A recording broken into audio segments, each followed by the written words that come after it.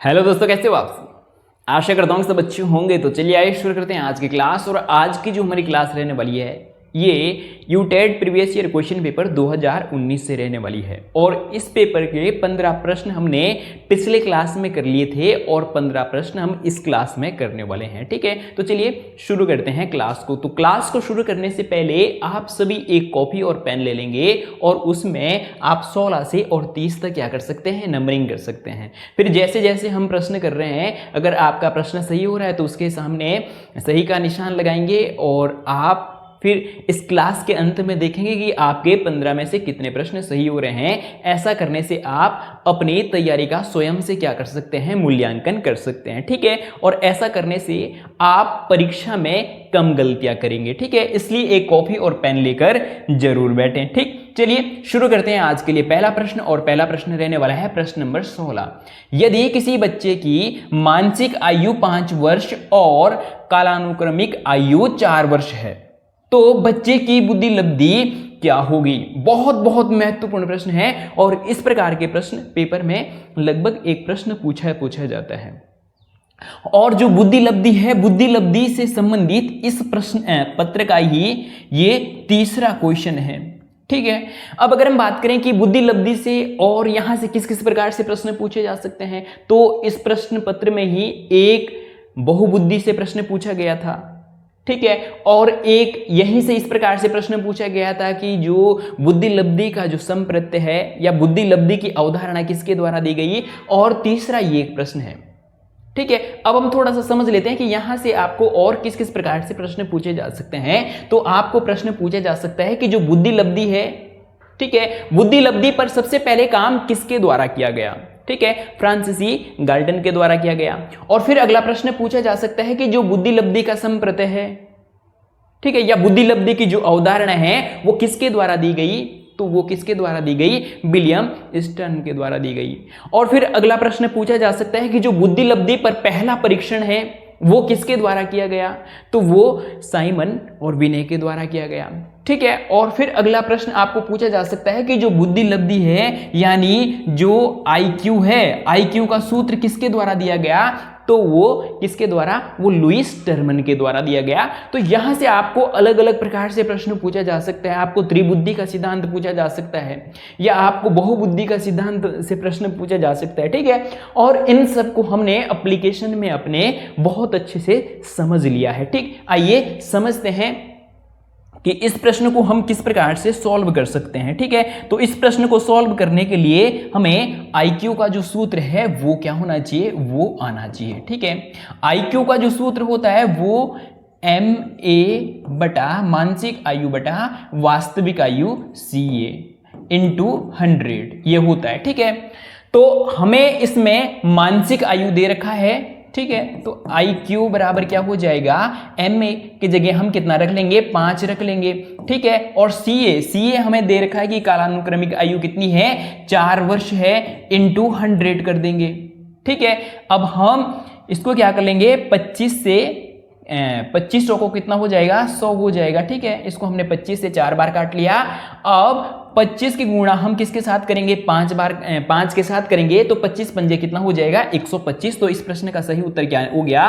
Option number जो A है वो सही उत्तर हो जाएगा। ठीक है, अब हम थोड़ा जान लेते हैं कि यहां से और किस प्रकार से प्रश्न पूछा जाएगा। तो आपको ये नंबर बदल दिए जाएंगे या आपको यहां पर तो IQ पूछा था, आपको हो सकता है अगले बार प्रश्न में पूछा जाए कि कालानुक्रमिक आयु ज्ञात कीजिए। ठीक है, तो हम इसको थोड़ा सा प्रश्न को बदल देते हैं। ठीक है, आपको मानसिक आयु मान लो कि इतनी दे रखी है और आपको कालानुक्रमिक आयु ज्ञात कर रही है, ये आपको नहीं दी है। ठीक है, और आपको IQ दे रखा है। ठीक है, इसके जगह पे हम क्या करेंगे? IQ आपको दे रखा है, IQ कितना दे रखा है? 125 दे रखा है। ठीक है, और हमें कालानुक्रमिक आयु ज्ञात करनी है। तो हम कैसे ज्ञात करेंगे? तो हमें IQ का सूत्र पता होना चाहिए, MA। ठीक है, MA बटे CA गुणा 100 करेंगे। और फिर हम क्या करेंगे? मानसिक आयु हमें दे रखी है, सबसे पहले हम IQ रख लेंगे 125 बराबर, और MA हमें 5 दे रखा है और हमें CA ज्ञात करना है, इंटू 100 करेंगे। ठीक है, अब हम इसको इधर लाएंगे और इसको बट्टे में ले जा लेंगे तो ए बराबर हो जाएगा 5/125 गुणा 100। अब हम इन दोनों में क्या करेंगे, 25 का भाग देंगे तो 25 चौके 100 हो जाएगा और 25 पंजे कितना हो जाएगा, 125 हो जाएगा। तो इस 5 से हम इसको काट सकते हैं तो CA हमारे पास निकल गया, यानी कालानुक्रमिक आयु हमारे पास निकल गई कितना, 4। ठीक है, तो चलिए बढ़ते हैं आगे की ओर। इसी प्रकार से आपको क्या पूछे जा सकते हैं, यहाँ से अलग अलग प्रकार से प्रश्न पूछे जा सकते हैं। हमें क्या होना चाहिए, हमें IQ का सूत्र ज्ञात होना चाहिए और उसके बाद हम क्या निकाल सकते हैं, हम मानसिक आयु निकाल सकते हैं या कालानुक्रमिक आयु निकाल सकते हैं, या हम IQ या बुद्धि लब्धि भी क्या कर सकते हैं, ज्ञात कर सकते हैं। ठीक है, चलिए बढ़ते हैं अगले प्रश्न की ओर। ठीक है, अगला जो प्रश्न रहने वाला है प्रश्न नंबर 17, आइए समझते हैं। प्रश्न नंबर 17 है, थॉर्नडाइक ने सीखने का यह नियम नहीं दिया। तो 3 तो ऐसे नियम हैं जो थॉर्नडाइक के द्वारा दिए गए हैं, एक ऐसा है जो नहीं दिया गया है, हमें उसकी ही पहचान करनी है। तो तत्परता का नियम, तो ये भी क्या हो जाएगा, सही हो जाएगा। तत्परता का नियम थॉर्नडाइक के द्वारा दिया गया है और प्रभाव का नियम थॉर्नडाइक के द्वारा दिया गया है, और अवलोकन का जो नियम है ये थॉर्नडाइक के द्वारा नहीं दिया गया है, और अभ्यास का नियम भी थॉर्नडाइक के द्वारा दिया गया है। तो इस प्रश्न का सही उत्तर क्या हो जाएगा, ऑप्शन नंबर सी सही उत्तर हो जाएगा, क्योंकि हमारे पास पूछा गया था कि कौन सा नियम इसके अंतर्गत या थॉर्नडाइक के द्वारा नहीं दिया गया है सीखने के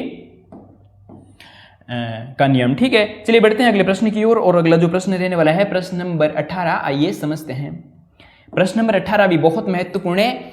शिक्षण कौशल से संबंधित निम्न में से कौन सा है, श्याम पट पर लिखना, तो ये भी क्या है, शिक्षण से संबंधित है। ठीक है, और प्रश्नों को हल करवाना, तो ये भी किससे संबंधित है, ये भी शिक्षण विधि से संबंधित है, और प्रश्न पूछना ये भी शिक्षण विधि से संबंधित है।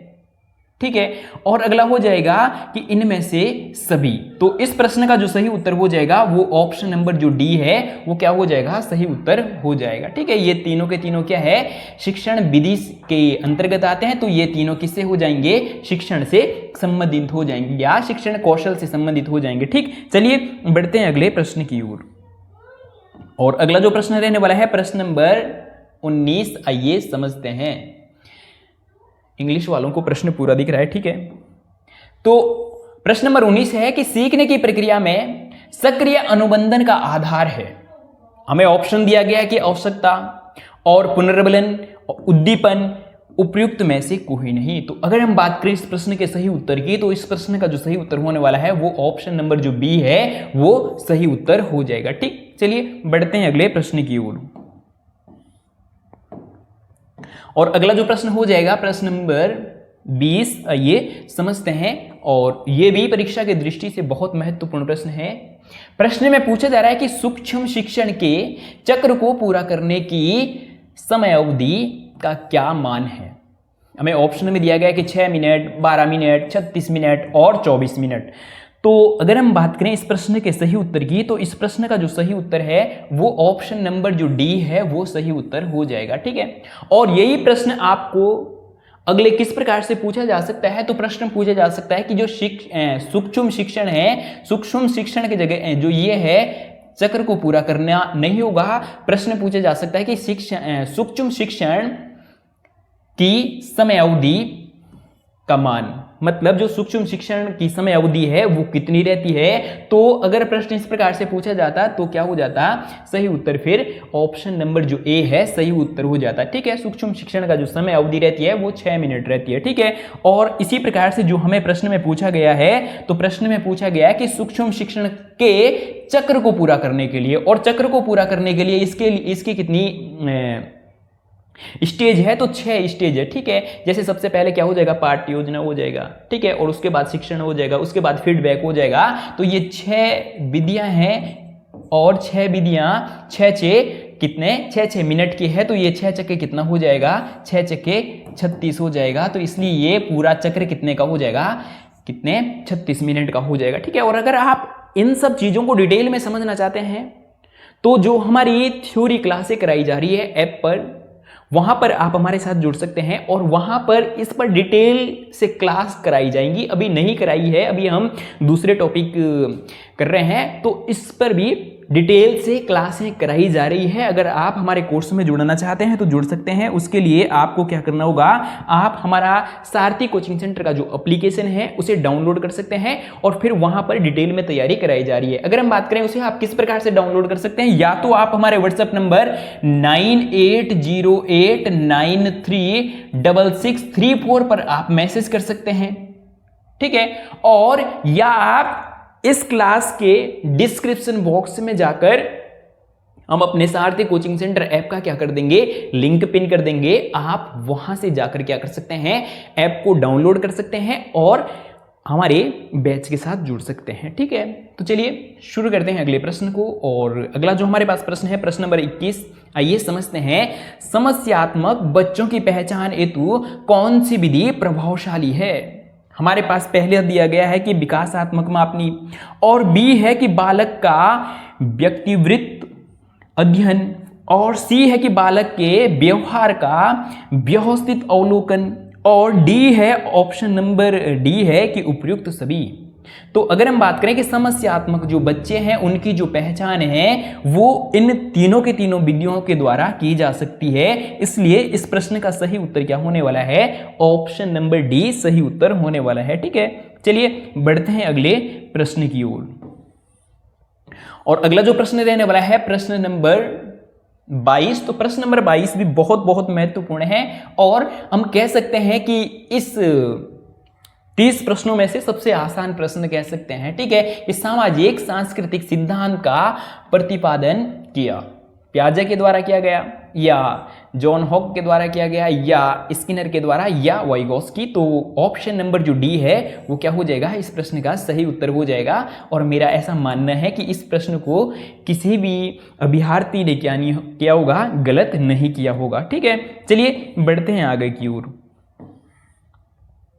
अगला जो प्रश्न रहने वाला है प्रश्न नंबर कौन सा, प्रश्न नंबर, अभी हमने कौन सा समझा, 22 समझा, प्रश्न नंबर 23, ठीक है। प्रश्न नंबर 23 है कि समावेशी शिक्षा में किस प्रकार के छात्र शामिल होते हैं। हमारे पास ऑप्शन दिया गया है कि केवल विशिष्ट छात्र शामिल होते हैं, ठीक है। जहां केवल आ गया तो उसको आप क्या मानेंगे, नेगेटिव वे में मानेंगे और उसे आप क्या कर सकते हैं, पहले ही गलत कर सकते हैं, ठीक है। और अगला है कि सामान्य और विशिष्ट छात्र, ठीक है। और सी है कि केवल सामान्य छात्र, और डी है कि बहुभाषी एवं प्रतिभाशाली छात्र। तो अगर हम बात करें इस प्रश्न के सही उत्तर की, तो बी और डी में से कौन सा सही होगा, तो ऑप्शन नंबर जो डी है वो सही उत्तर हो जाएगा कि जो समावेशी शिक्षा है, समावेशी शिक्षा के अंतर्गत हम क्या करते हैं, किस प्रकार के छात्रों को शामिल करते हैं। तो इसमें हम बहुभाषी छात्रों को भी और साथ में जो प्रतिभाशाली छात्र हैं इन सबको क्या करते हैं, हम इसमें शामिल करते हैं, ठीक है। चलिए बढ़ते हैं अगले प्रश्न की ओर। और इस प्रश्न का जो सही उत्तर है वो ऑप्शन नंबर डी सही उत्तर हो जाएगा। अब हम अगले प्रश्न की ओर बढ़ते हैं। अगला जो प्रश्न है प्रश्न नंबर 24, और प्रश्न है कि समावेशीकरण की सफलता के लिए आवश्यक है, ठीक है। तो ये भी समावेशीकरण से ही संबंधित है या समावेशी से ही संबंधित है। तो आइए समझते हैं कि समावेशी के लिए क्या क्या महत्वपूर्ण है। क्षमता का निर्माण, और अभिभावकों की भागीदारी, और अभिप्रेरणा, और उपयुक्त सभी। तो अगर हम बात करें कि जो समावेशीकरण है, समावेशीकरण की सफलता के लिए क्या आवश्यक है, तो उपयुक्त सभी चीजें क्या आवश्यक है, ठीक है। क्षमता का निर्माण करना भी क्या है, आवश्यक है, और साथ में अभिभावकों की भागीदारी भी आवश्यक है, और साथ में अभिप्रेरणा भी क्या है, बहुत आवश्यक है। इसलिए बीएफ स्किनर ने क्या कहा है, अभिप्रेरणा को क्या कहा है, नेशनल हाईवे कहा है कि जितना अच्छा मोटिवेशन होगा या जितनी अच्छी अभिप्रेरणा होगी, बच्चे का जो विकास है वो उतने ही तेज गति से होगा। जिस प्रकार से हम नेशनल हाईवे पर क्या करते हैं, बहुत तेज स्पीड में गाड़ी चला सकते हैं, उसी प्रकार से अगर बच्चों को अच्छे से अभिप्रेरणा या मोटिवेशन दिया जाए तो बच्चे का भी जो विकास है या बच्चे बहुत तेज गति से फिर क्या करते हैं, सीखते हैं, ठीक है। इसलिए एक शिक्षक के रूप में हमें क्या करना है, बच्चों को समय समय पर मोटिवेशन देते रहना है, ठीक है। या इस प्रकार की कहानियां बीच बीच में सुनाती रहनी है महीने में 1 या 2 बार, जिससे बच्चे क्या हो पाए, मोटिवेट हो पाए, ठीक है। चलिए बढ़ते हैं अगले प्रश्न की ओर। और अगला जो प्रश्न होने वाला है प्रश्न नंबर 25, ठीक है। प्रश्न नंबर 25 है मानसिक मंदता का तात्पर्य। बहुत महत्वपूर्ण प्रश्न है कि मानसिक मंदता का तात्पर्य क्या है। तो हमारे पास पहला ऑप्शन दिया गया कि औसत मानसिक योग्यता, ठीक है। और औसत मानसिक योग्यता के अंतर्गत अगर हम बात करें तो कितने से कितने तक, तो जिनका IQ 90 से और 109 के बीच होता है उसको हम औसत के अंतर्गत रखते हैं, ठीक है। और B है कि औसत से कम मानसिक योग्यता, यानी जिनका IQ 90 से भी क्या हो, कम हो, तो उन्हें हम किस में रखेंगे, औसत से कम मानसिक योग्यता में रखेंगे। और C है औसत से अधिक मानसिक योग्यता, तो जिनका इससे ज्यादा IQ हो उसे हम औसत से अधिक के श्रेणी में रखेंगे। और D है उपयुक्त में से कोई नहीं।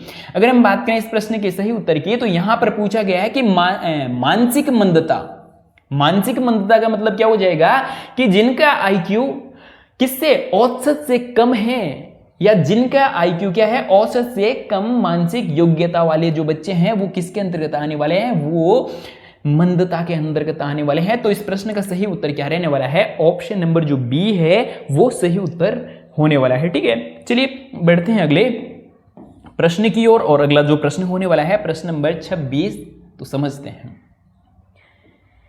प्रश्न नंबर 26 है कि एक अध्यापक के लिए अनिवार्य है कि उसे अधिगम के सिद्धांतों का भली भांति ज्ञान हो। क्योंकि, ठीक है। तो बहुत बहुत महत्वपूर्ण प्रश्न है, और इस प्रकार के जो प्रश्न हैं वो परीक्षा में पूछे जाते हैं। लगभग 1 से 2 प्रश्न पूछा जाता है, ठीक है। आइए समझते हैं। तो हमें ध्यान से पहले क्या करना है, प्रश्न पढ़ना है। प्रश्न में पूछा जा रहा है कि अधिगम के सिद्धांत का भली भांति ज्ञान हो, क्यों, कि एक अध्यापक को, ठीक है। पहला ऑप्शन दिया गया है कि इससे अध्यापक को अध्येताओं यानी बच्चों या छात्र की आवश्यकताओं को जानने में सहायता मिलती है। और अगला है इससे अध्यापक को अध्येताओं की अभिवृत्तियों तथा अभिरुचियों को समझने में सहायता मिलती है, ठीक है। और C है कि इससे अध्यापक को अध्येताओं के व्यक्तित्व के बारे में पता चलता है। और D है इससे कक्षा अनुशासन सुनिश्चित होता है। तो अगर हम बात करें इस प्रश्न के सही उत्तर की, कि सही उत्तर क्या रहने वाला है कि एक अध्यापक के लिए अनिवार्य अधिगम सिद्धांतों का भली भांति ज्ञान होना क्यों आवश्यक है, तो इसलिए आवश्यक है कि इससे एक अध्यापक क्या करेगा, अध्येताओं यानी छात्रों या स्टूडेंट के अभिवृत्तियों और अभिरुचियों को समझने में क्या मिलेगी, सहायता मिलेगी। इसलिए एक शिक्षक को अधिगम सिद्धांतों का भली भांति ज्ञान होना चाहिए, ठीक है। चलिए बढ़ते हैं आगे की ओर।